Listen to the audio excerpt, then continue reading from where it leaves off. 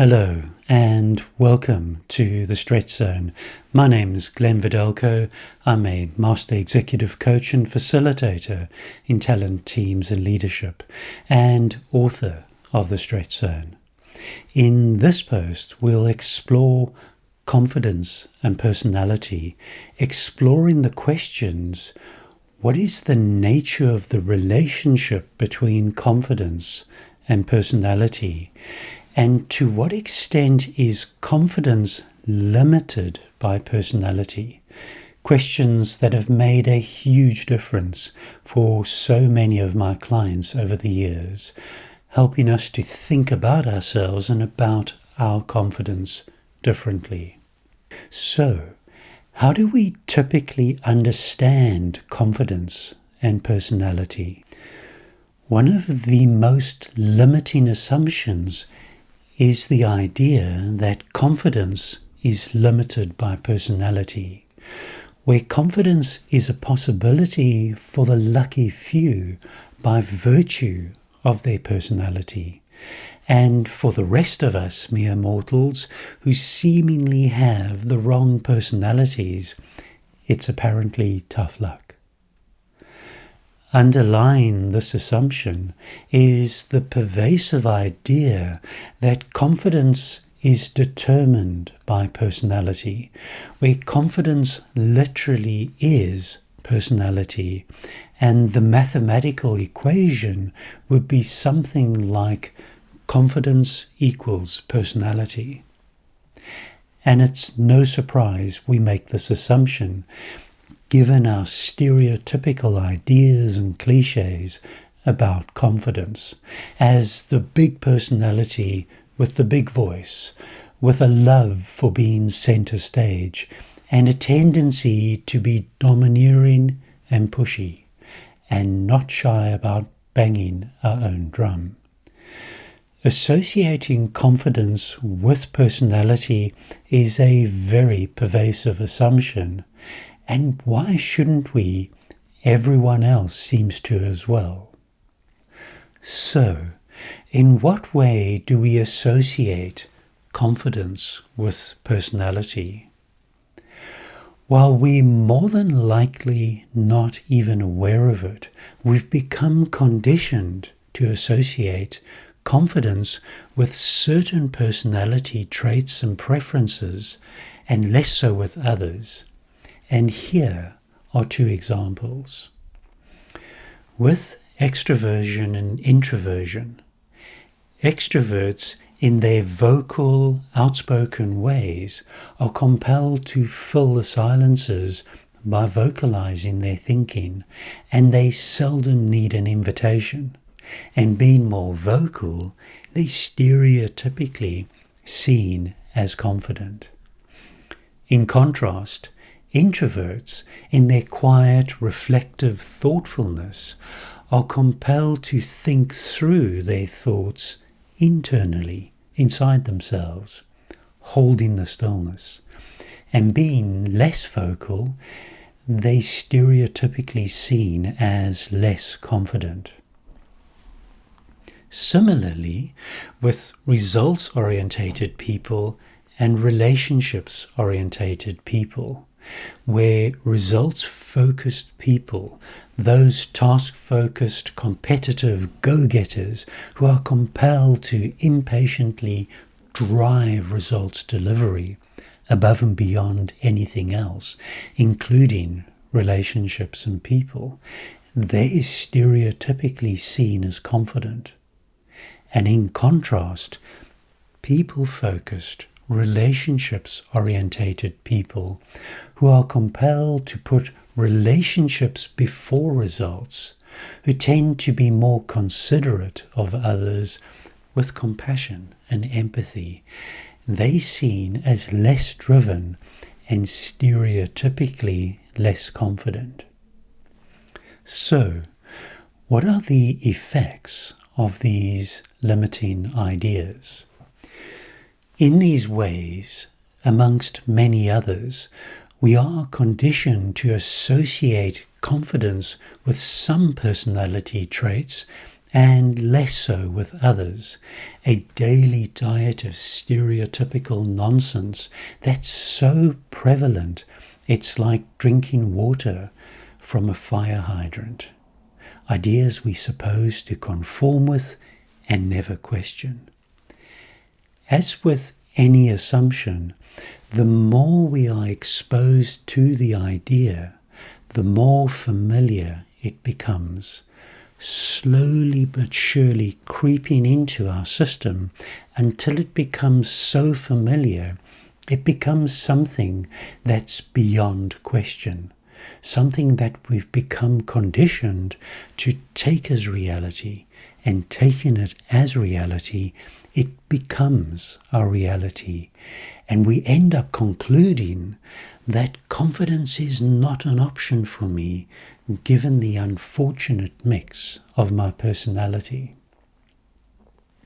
And surprisingly, while it might seem like all doom and gloom for those of us with the wrong personalities, it's not all milk and honey for those of us with the seemingly right personalities. What I've learned over the years is those people who apparently have the right personalities, in their humanity, they also struggle with their confidence under pressure. So, what are our options? The good news is all these unhelpful ideas have no power over us other than the power we give them, and they can only limit us if we give them permission. In this way, we have a choice that can either be made by social conditioning as we conform submissively, or a choice we make for ourselves by individual deconditioning as we discern and think independently for ourselves. What often comes as a surprise is extroverts also ask for help with their confidence, no different to introverts. While introverts typically say, those extroverts are so confident, they're so spontaneous and outspoken. What introverts don't realize is extroverts also ask for help with their confidence, saying, those introverts are so confident, they're so still and present, while I'm babbling away anxiously, to quote an extroverted client in the insurance industry some years ago. In reality, the grass is not greener on the other side, it's just more grass. So, how can we reframe our understanding of confidence and personality? When we step aside from stereotypical misconceptions, what we realize is confidence is not limited by personality. It only looks and sounds different, and difference does not mean absence. Everyone has a stretch zone, and confidence is a challenge for everyone who has the courage to step outside their comfort zones, and that includes all personality types, including you. So, if you've been worried that confidence is not a possibility for you, given your personality, you have nothing to worry about. There's absolutely nothing wrong with you. Confidence is not limited by personality. It only looks and sounds different. That you feel uncomfortable under pressure is not because of your personality, it's because you're human. All personality types experience pressure as uncomfortable. And while some people thrive on it, it remains an uncomfortable experience. So, in what way do we sometimes make this situation even worse. Believing we're not confident, that we have the wrong personality, we can make the mistake of trying to be like someone else. And what follows is an unsustainable and inauthentic facade. And in so doing, we give up our natural strengths and potential, those things that make us stand out, each in our different ways. As a coach and facilitator, I work in an industry that stereotypes trainers as extroverts, with the big personality who loves being center stage. And as an introvert, I never try to fake extroversion, and I don't want to. Instead, I focus on trusting myself and being myself. That's where my power lies. And confident in my observant thoughtfulness and heartfelt compassion, it works. And it's not about me being center stage anyway. It's about the group being center stage. So, in what way might personality shape our confidence? While confidence is in no way determined or limited by personality, our confidence is shaped by our characters, where our personalities colour how our confidence expresses itself, but not if our confidence expresses itself. In this way, reflective people are confidently reflective. Action-orientated people are confidently action-orientated, and similarly with other personality traits. And this is important. All personality types have their strengths by means of which they stand out, and they all have their apparent weaknesses as well. No one has it all worked out, so we need never think we're less than because of the mix of our personality.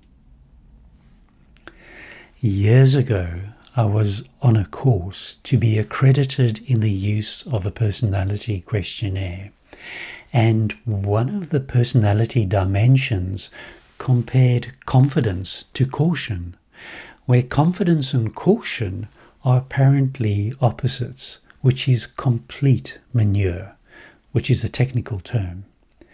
When everyone else is impulsively charging ahead, it takes confidence to cautiously pause in the chaos and not follow the herd.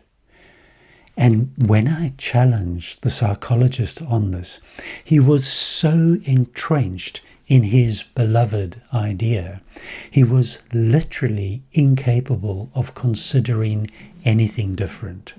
Such is the power of social conditioning. In summary, confidence is neither defined nor limited by personality. Personality only colours how our confidence expresses itself. So never exclude confidence as a possibility for you because you believe you have the wrong personality. Instead, be yourself and be confident in your way. That's where your natural power lies, and the world needs you to be you on purpose. Thank you. I wish you all the best discovering your magic in your stretch zones. Trust yourself, be yourself, and enjoy yourself. Bye now.